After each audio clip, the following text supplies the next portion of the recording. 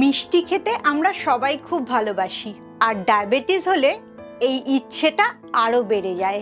শুধু মনে হয় কার্বোহাইড্রেট খাই, একটু মিষ্টি খাই, অথচ ডায়াবেটিস হয়েছে বলে বাড়ির লোকরা কিছুতেই খেতে দেয় না। আজকে 7টা এমন টিপস বলবো যেগুলো খেলে তোমার মিষ্টি খেতে কোনো অসুবিধা হবে না। মিষ্টি খাওয়ার আগে আর পরে কি করবে সেটাই বলে দিচ্ছি, যাতে কখনো ইচ্ছে করলে একটুখানি মিষ্টি তুমি খেতেই পারো। তাই যাদের নিজেদের ডায়াবেটিস আছে বা বাড়ির নিজের ভালোবাসার লোকের ডায়াবেটিস আছে, আজকের ভিডিওটা অবশ্যই মন দিয়ে দেখো। আর কখনো যদি মিষ্টি খেতে ইচ্ছে করে, এই 7টা পদ্ধতি মেনে চলে মিষ্টি তুমি খেতেই পারো। Welcome to good life with Sukanya. আমি লাইফস্টাইল কারেকশন কোচ।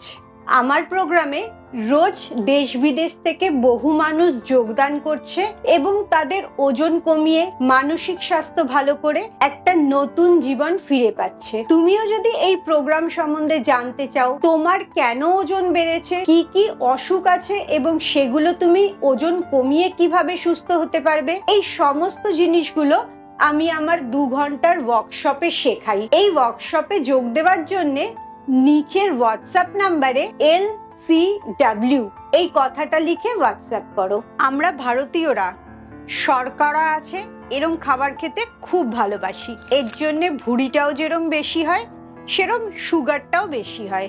ভারত এখন ডায়াবেটিক ক্যাপিটাল। প্রতি 4 জনের মধ্যে একজনের ডায়াবেটিস আছে। আজকে যে 7টা উপায় বলবো, এই উপায়গুলো যদি তুমি মেনে চলো, তাহলে তোমার ব্লাড সুগারটা হঠাৎ করে বেড়ে যাবে না। আর ব্লাড সুগারটা নিয়ন্ত্রণে থাকলেই তোমার সুগার থাকলেও তুমি মাঝে সাঝে মিষ্টি খেতে পারবে। আর যার সুগার নেই তার সুগার হওয়ার সম্ভাবনাটাও অনেক কমে যাবে। 1 নম্বর টিপস হচ্ছে খাবারের একটা পদ্ধতি মেনে খাবে। সাধারণত আমরা যেভাবে খাই সেটা হচ্ছে প্রথম ভাত নিই এবং তার সাথে ডাল, সবজি, মাছ, মাংস এগুলোকে মাখিয়ে খাই। এই পদ্ধতিটাকেই পাল্টে ফেলতে হবে। প্রথমেই খেয়ে নিতে হবে 1 বাটি সবজি বা স্যালাড, তারপরে খেতে হবে মাছ, মাংস, ডিম বা পনির, সয়াবিন, যেটাতে প্রোটিনের মাত্রা অনেকটা বেশি আছে। তারপরে যেতে হবে কার্বোহাইড্রেট, ভাত বা রুটিতে।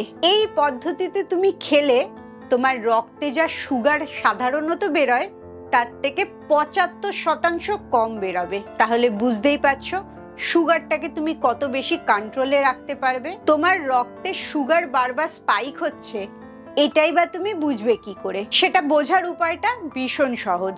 তোমার শুধু মিষ্টি খেতে ইচ্ছে করবে, ভীষণ ক্লান্ত লাগবে, ল্যাথার্জিক লাগবে, ঘুম পাবে অনেক বেশি, হরমোনের গন্ডগোলও বেশি হতে পারে, যেমন পিসিওডি বা মেনোপোজের প্রবলেম। এই সবগুলোই কোনো না কোনো ভাবে তোমার রক্তে সুগারের মাত্রা বেড়ে যাওয়ার ফল। তাই এই পদ্ধতি মেনে যদি তুমি খাবার খাও, রক্তে সুগারের মাত্রাটা অতটা বাড়বেও না। এই প্রথম টিপসটা তোমার যদি মনে হয় করতে অসুবিধা আছে, তুমি ঠিক করে মনের মতো করে খেতে পারবে না, তাহলে অবশ্যই সেকেন্ড টিপসটা মাথায় রাখবে। সেটা হচ্ছে যখন যাই খাবার খাও না কেন, তার আগে 1 বাটি সবজি কিংবা স্যালাড খেয়ে নেবে। সবজিটা তুমি কাঁচা খেলে স্যালাড হিসেবে খাচ্ছ, আর কাঁচা খেতে যদি অসুবিধা হয় তাহলে একটুখানি ভাপিয়ে নেবে বা সেদ্ধ করে নেবে। যে কোনো খাওয়ার আগেই যদি তুমি সবজিটা খেয়ে নাও, সবজি থেকে ফাইবার তোমার শরীরে যাচ্ছে, তারপরে তুমি যাই খাও না কেন সুগারটা অনেক ধীরে ধীরে বেরোবে। তাতে তোমার সুগার স্পাইকটা হবে না, ব্লাড সুগারটা নিয়ন্ত্রণের মধ্যে থাকছে। প্রথম টিপসটা মানতে অসুবিধা হলে সেকেন্ড টিপসটা অবশ্যই মানবে, এটা মানতে কোনোই অসুবিধা হবে না। 3 নম্বর টিপসটা যে কোনো মানুষের মাথায় রাখা উচিত। সেটা হচ্ছে খাবারটা তুমি ক্যালোরি মেপে খাবে না, কি খাবার খাচ্ছ সেটা দেখে খাবে। একই ক্যালোরির কার্বোহাইড্রেট খেলে তোমার শরীরে যত তাড়াতাড়ি সুগার বেরোবে, প্রোটিন খেলে বা ফাইবার খেলে বা গুড ফ্যাট খেলেও অত তাড়াতাড়ি শরীরে সুগার বেরোবে না। তাই জন্যে ক্যালোরিটা এখানে প্রাধান্য পায় না। এখানে যেটা প্রাধান্য পায় সেটা হচ্ছে কোন ধরনের খাবার তুমি খাচ্ছ। যেমন ধরো 100 ক্যালোরির তুমি ভাত, রুটি, ওটস, চিড়ে, মুড়ি এই ধরনের কিছু খাচ্ছ, আর অন্যদিকে তুমি 100 ক্যালোরির মাছ বা মাংস বা সবজি খাচ্ছ। এই 100 ক্যালোরির ভাত রুটিটা যেহেতু কার্বোহাইড্রেট, তোমার রক্তে চিনির মাত্রা হঠাৎ করে বাড়িয়ে দেয়। অথচ উল্টো দিকে তুমি যখন প্রোটিন খাচ্ছ বা ফাইবার খাচ্ছ বা গুড ফ্যাট খাচ্ছ, নাটস অ্যান্ড সিডস, ডিম, এগুলো খেলে রক্তে চিনির মাত্রা একদমই বাড়াচ্ছে না। তাতে তোমার সুগারটা অনেক কন্ট্রোলে থাকছে। যখনই সুগার এরকম স্পাইক হবে কার্বোহাইড্রেট এবং চিনিযুক্ত খাবার বেশি খাওয়ার জন্য, তখনই দেখবে তোমার ক্লান্ত লাগছে, ঘুম পাচ্ছে, প্রচন্ড তাড়াতাড়ি খিদে পেয়ে যাচ্ছে এবং ভুঁড়িটা বেড়ে যাচ্ছে। 4 নম্বর টিপস যেটা মাথায় রাখবে, সকালের ব্রেকফাস্ট যেটা করছো সেটা কখনোই মিষ্টি স্বাদের কিছু করবে না। সবসময় চেষ্টা করবে নোনতা খাবার খেতে এবং অবশ্যই সেটাই যেন ভালো পরিমাণে প্রোটিন, ফাইবার আর গুড ফ্যাট থাকে। সকালবেলা মিষ্টি স্বাদের খাবার খাচ্ছ মানেই সুগারটা বাড়তে শুরু করছে। কোনোদিনই ব্রেকফাস্টে মিষ্টি খাবে না, সবসময় নোনতা দিয়ে খাওয়াটা শুরু করবে। দেখবে সারাদিনের সুগারটা অনেক নিয়ন্ত্রণের মধ্যে থাকছে। এতে তোমার খিদেও কম পাবে, ব্লাড সুগারটা বাড়বেও না, আর পেটে চর্বি জড়ো হওয়াটাও কম হবে। 5 নম্বর টিপস প্রচন্ড জরুরি, সেটা হচ্ছে নিজেকে বোকা বানানো বন্ধ করে দাও। অনেকেই ভাবো চিনি খাবে না, চিনিটা ভালো না, তার জায়গায় ভালো জিনিস খাবে, মধু, গুড়, মিশ্রি, এই ধরনের জিনিসগুলো। এটা হচ্ছে নিজেকে বোকা বানানো।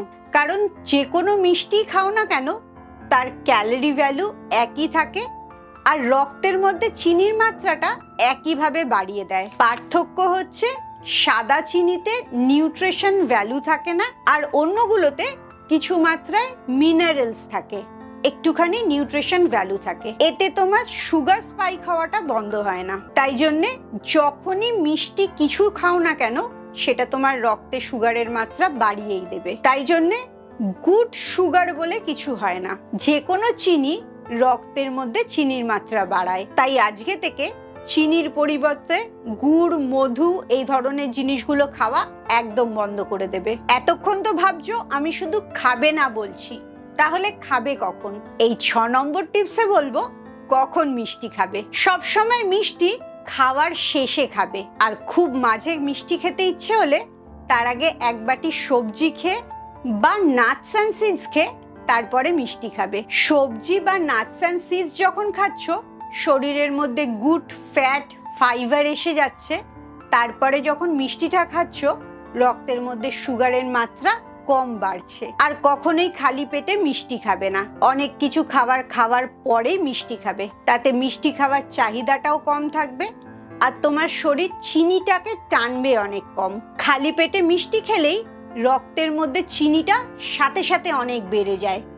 এই ভুলটা কখনো করবে না। আর 7 নম্বর টিপসটা ভীষণ উপকারী, সেটা হচ্ছে কার্বোহাইড্রেট খাবার ইচ্ছে হলে, ভাত, রুটি, মিষ্টি এগুলো খাবার ইচ্ছে হলে অবশ্যই খাবে, কিন্তু তার আগে এবং পরে মনে করে দুটো কাজ করতে হবে। একটা হচ্ছে খাওয়ার আগে অ্যাপেল সিডার ভিনেগার অবশ্যই খাবে। আমার একটা অ্যাপেল সিডার ভিনেগারের গোটা ভিডিও আছে, কতটা খাবে, কখন খাবে, কিভাবে খাবে, সমস্তটা ওই ভিডিওয়ে বলা আছে। এই ভিডিওটা শেষ হলে অবশ্যই ওই ভিডিওটা গিয়ে দেখবে। খাওয়ার 30 মিনিট আগে 1 গ্লাস জলে অ্যাপেল সিডার ভিনেগার দিয়ে খাবে। রিসার্চে দেখা গেছে তোমার রক্তে যে চিনিটা বেরোয় তার মাত্রা 30% কমিয়ে দেয় শুধু এই অ্যাপেল সিডার ভিনেগারটা। আর খাওয়া শেষ হয়ে যাওয়ার পরে 10 মিনিট অবশ্যই পায়চারি করবে, এতেও তোমার রক্তে চিনির মাত্রা অনেক কমে যায়। তুমি খাওয়ার সাথে সাথে যখন হাঁটতে শুরু করবে রক্তের মধ্যে যে চিনিটা মিশছে তার গতিটা অনেক ধীরে হয়ে যায়, তাতে তোমার সুগারটা কন্ট্রোলে থাকে। এই 7টা টিপস মেনে চললে তোমার সুগার থাকলেও মাঝে সাঝে তুমি মিষ্টি খেতেই পারো, আর যাদের সুগার নেই তারাও সুগার হওয়ার সম্ভাবনাটা কম করতে পারো। এই যে 7টা অভ্যেস বললাম তার মধ্যে তুমি কোনগুলো ভুল করো অবশ্যই আমাকে কমেন্টসে জানাও। খুব ভালো থাকো, মানসিক আর শারীরিকভাবে একদম সুস্থ থাকো। আবার পরের ভিডিওতে তোমাদের সাথে দেখা হচ্ছে।